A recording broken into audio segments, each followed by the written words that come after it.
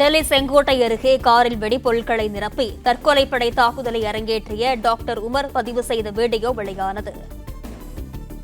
One of the very misunderstood concept of what has been labeled as suicide bombing.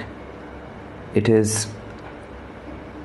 martyrdom operations, and it is being known in Islam. There are multiple contraindications, there are multiple arguments that have been brought against it. Martyrdom operations. When a person presumes that he is going for sure die at a particular place at a particular time, he goes against the presumption that a particular is going to die in a particular situation. It's not. We don't have situation.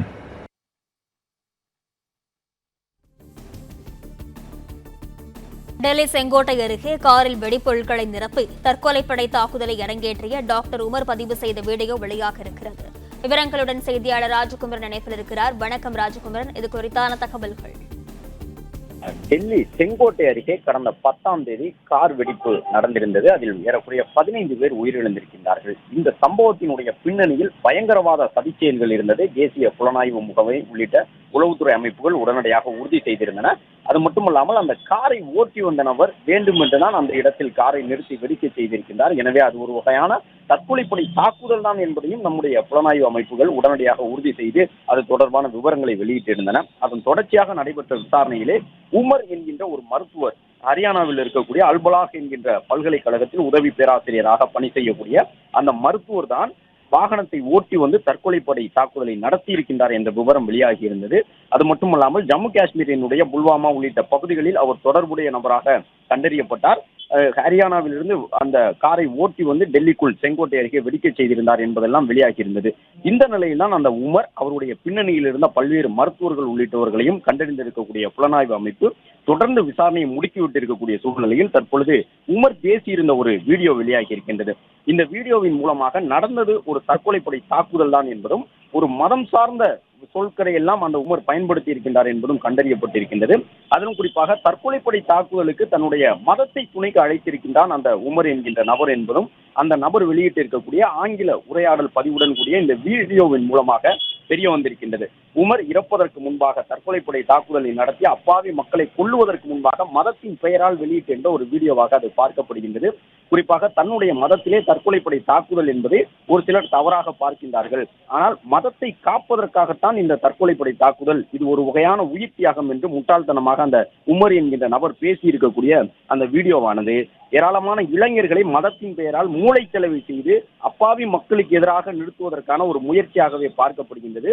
உலகத்தில் இருக்கக்கூடிய அனைத்து மதங்களுமே அமைதியைத்தான் சொல்லுகின்றன. ஆனால் இந்த நபர் Umar என்கின்ற நபர் தன்னுடைய மத நூல் கூறியிருக்கக்கூடிய அர்த்தங்களை தவறாக புரிந்து கொண்டு முட்டாள்தனமாக இளைஞர்களை மூளைச்சலவை செய்வதற்கான ஒரு முயற்சியில் ஈடுபட்டிருக்கின்றார் என்பது இந்த வீடியோ பதிவின் மூலமாக தெரிய வந்திருக்கின்றது.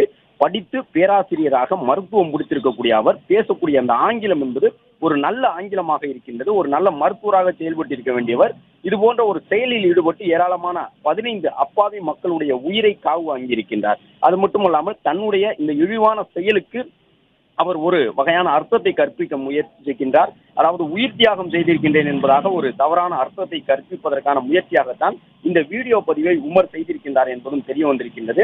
இந்த உமர் அவருடைய பின்னணியில் இருக்கக்கூடிய பல்வேறு நபர்களையும் தொடர்ந்து புலனாய்வு அமைப்புகள் விசாரணை வளையத்திற்குள் கொண்டு வந்திருக்கின்றார்கள். இந்த உமரினுடைய மறைவுக்கு பிறகாக அவர் யாரோடு எல்லாம் பேசியிருந்தார், பழகியிருந்தார், ஹரியானாவிலிருந்து வண்டியை ஓட்டி கொண்டு வரும் பொழுது எங்கெல்லாம் வண்டியை நிறுத்தி இருந்தார் என்பதையெல்லாம் கண்டறிந்திருக்கின்றார்கள்.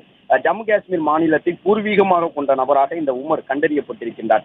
ஏற்கனவே இது போன்ற முட்டாள்தனமான செயல்களால் தான் ஜம்மு காஷ்மீர் உள்ளிட்ட மாநிலங்களில் வசிக்கக்கூடிய சிறுபான்மை மக்கள் உள்ளிட்ட அனைவருமே பாதிக்கப்பட்டிருக்கின்றார்கள். இந்த நிலையில் ஜிகாதி என்று குறிப்பிட்டுக் கொண்டு தன்னுடைய செயலை அர்த்தம் கற்பிக்கக்கூடிய வகையிலே அதை நியாயப்படுத்தக்கூடிய விதமாக ஒரு உயிர் இழப்பை சந்திப்பது என்பது ஒரு உயிர் கொடை செய்திருக்கின்றார் என்பதாக அவர் சொல்லக்கூடிய அந்த காட்சிகள் எல்லாம் வெளியாகி இருக்கின்றன.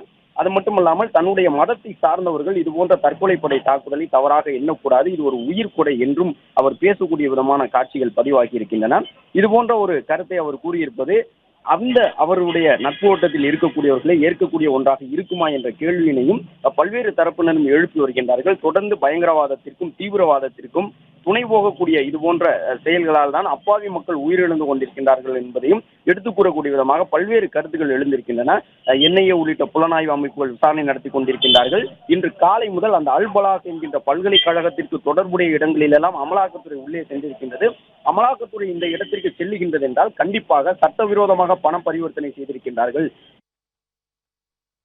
ராஜகுமரன், விவரங்களுக்கு நன்றி. பிளே ஸ்டோர் மற்றும் ஆப் ஸ்டோரில் இருந்து பாலிமர் செயலியை QR கோடு மூலம் பதிவிறக்கம் செய்யுங்கள். செய்திகளை உடனுக்குடன் பெறுங்கள்.